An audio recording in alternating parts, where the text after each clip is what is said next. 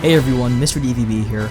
After years and years of waiting and countless delays, No Time to Die, the fifth and final Daniel Craig Bond film, is finally out. This movie had, I think, like 8 or 9 release dates. It was ridiculous, and I was so excited for this movie. It was my most anticipated film of this year, so I am so glad that it is finally out. I have finally seen it.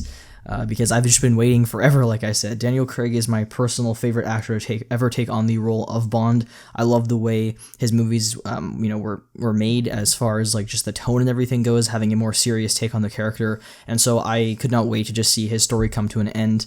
And it's finally here. I don't even really know where to start with it. I guess I'll just give a brief, spoilerless description of the story of the movie. Takes place 5 years after Spectre.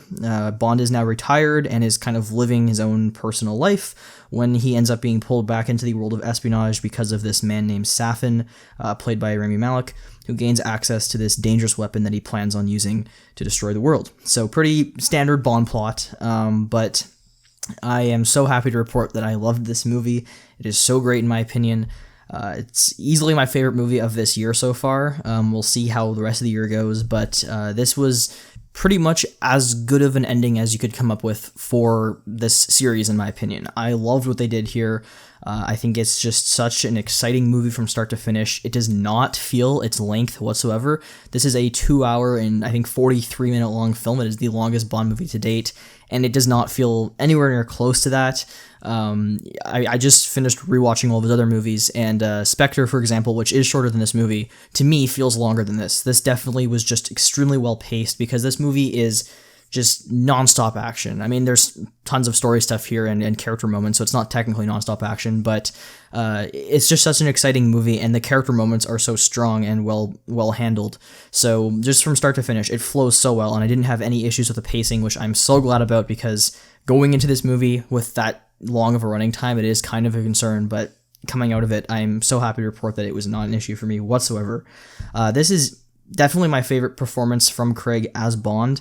Like I said, this movie, Bond is retired, and it's kind of a more personal Bond story, I guess you could say, just the way they handle his character here, because, Madeline is returning from the previous film from Spectre, played by Léa Seydoux, and she's great in this movie as well. I thought she gave a fantastic performance, and it definitely built on their relationship like very, very well. I felt like their relationship in the last film was kind of rushed. I didn't really buy that it was like Bond's true love, but here it's it's definitely developed more, and it felt really well executed. So I definitely believed their relationship more in this movie, and there's just a lot of stuff with those two characters in this film that I really liked. I talked a second about how this movie's got like so much action in it, and the action scenes are fantastic. They are so good. Probably my favorite out of his films. Definitely better than the action in Quantum of Solace, because you can actually tell what's going on, and there's more action than there was in Spectre and whatnot, so it's just really exciting. There's not even one particular action scene I want to talk about, because they're all just so good. You have this one bike chase that we've seen a little bit of in the trailers, which was awesome. There's a really great car chase about midway through the movie.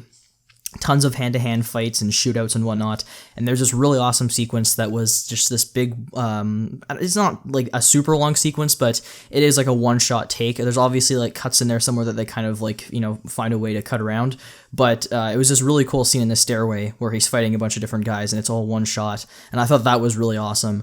So they definitely experimented with some techniques here, and I thought it was all really great. All those awesome sequences worked so well for me.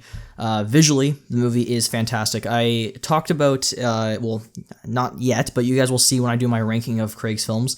I talk about how the cinematography is great in Skyfall. I love the way that movie was shot and the colors and everything. This is even better in my opinion. I thought this movie, just like visually, the colors stood out the most out of any of his films. It's just a really nice looking movie. There's this one shot in the trailers that I remember when I saw the trailer and I was like, oh, that's really well shot. So there's a lot of sequences that just look great in this. Colors are fantastic, and it's just a very beautiful movie. All the locations they visit are awesome as well. This definitely goes around the globe a lot. I found Spectre to be kind of more visually, not necessarily, it wasn't like a bad movie from a cinematography standpoint, because it still looks really good, but just the locations they went to, they were kind of dirtier feeling, and this movie just has a great variety with all the locations they visit. So it was really nice just seeing these really, really beautiful places. For your villain this time around, we have Rami Malek as Safin. I talked a little bit about him earlier. He was not in this movie that much, which kind of surprised me. I'd say overall, screen time wise, he's probably got around 5 minutes or so. I'm going with 5 because, you know, Vader in like A New Hope, for example, has like 12 minutes of screen time, and it feels longer than that to me. So yeah, he's not really in this movie that much, but when he is there, he's a really good villain. He's like not as good as you know, Silva, for example, in Skyfall, and I think it's just because of his screen time. I think if he was in this movie more, he could easily be on the same level as some of the other villains we've seen in Craig's films. He's definitely better than Blofeld, and he's an improvement over like the villain in Quantum of Solace, whose name, Dominic Green. He's definitely better than him. Probably on the same level as Lashif for me. I found him to be pretty intimidating and just kind of a creepy, eerie figure. So whenever he showed up in the movie, I thought he really stole his scenes, and I thought he was a good villain all around. The best part of this movie, though, is the second half. The second half of this film is flawless.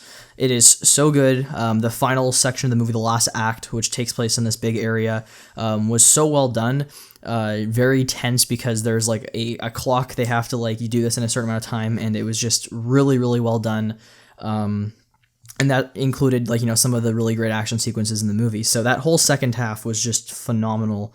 And I really, really loved that. My only con with this movie, and it is a thing that at times was a little bit like out of place for me, was the humor. Craig's films have been pretty serious for the most part. They've obviously had humor in them, but for the most part, they have been more serious Bond films. This movie at times feels like it's kind of trying to incorporate a few more elements from some of the classics things. There's a few more gadgets in this movie, and there's a few more like one-liners, and you know, some of the villains, one, for example, has like a bionic eye. So there's some things like that which feel a little bit more like classic Bond. And if you go from like Casino Royale to this, they feel pretty different in that sense. But it wasn't really a huge deal for me. It was just sometimes the humor and stuff felt just a little weird, especially just having watched the other films, which, like I said, feel more serious overall. Or at least more realistic, I should say, because this movie is still very serious. It's very serious, especially in the second half. But it does just feel a little tonally different, and it's not really necessarily an issue. It's just it was something that I liked more in the other films, probably a bit more. But like it's not a big issue. It's not something that like takes the score down or anything like that. It's just something I do want to mention. And I thought the first half was a bit more like that. There was a few more goofy moments in the first half. There's this one character in particular, or actually two characters, who I found kind of fit that description I'm giving right now. It was like a scientist and this one other agent, and whenever they were there, they were kind of used like humorously, and they could be funny, but like I said, it's just I preferred the tone of the second half. But all in all, awesome movie. I am so happy with how this turned out. By far my favorite film of the year, and quite potentially my favorite Daniel Craig Bond film. I really have to think about it. It's definitely better than Quantum of Solace and Spectre. I probably like it more than Casino, to be honest. It's just really, I'm debating between this and Skyfall for my favorite. But yeah, I highly, highly recommend you guys go see this. It is super exciting, does not feel its length, and it is, in my opinion, the perfect conclusion for Daniel Craig as Bond. I love the way they decided to end the story. Everything flawlessly executed. I loved it so much. Definitely going to go see this one again.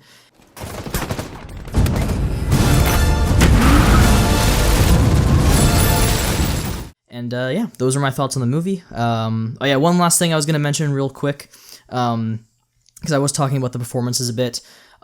This movie, I really, really liked some of the newer characters they added in. We have a new 007 here played by Lashana Lynch.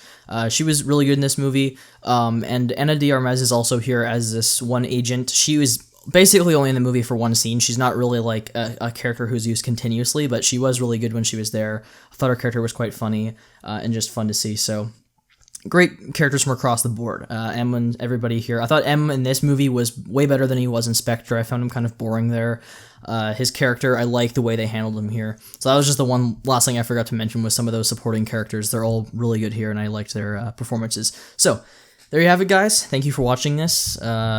Definitely check out the movie, and I will see you guys with my ranking, which should be out in a little while. It's going to take me a while to edit that one, but yeah, hope you enjoyed this, and see you all next time. Bye.